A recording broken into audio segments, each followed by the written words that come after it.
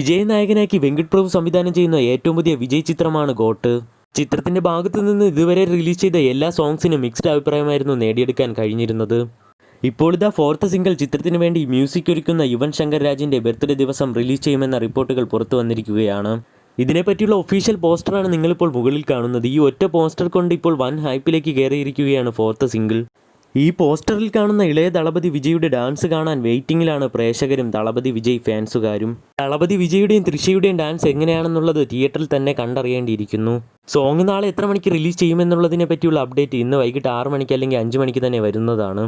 ഒരു പോസ്റ്റർ അല്ലെങ്കിൽ ഒരു പ്രൊമോ ആയിരിക്കും ഇന്ന് റിലീസ് ചെയ്യുക.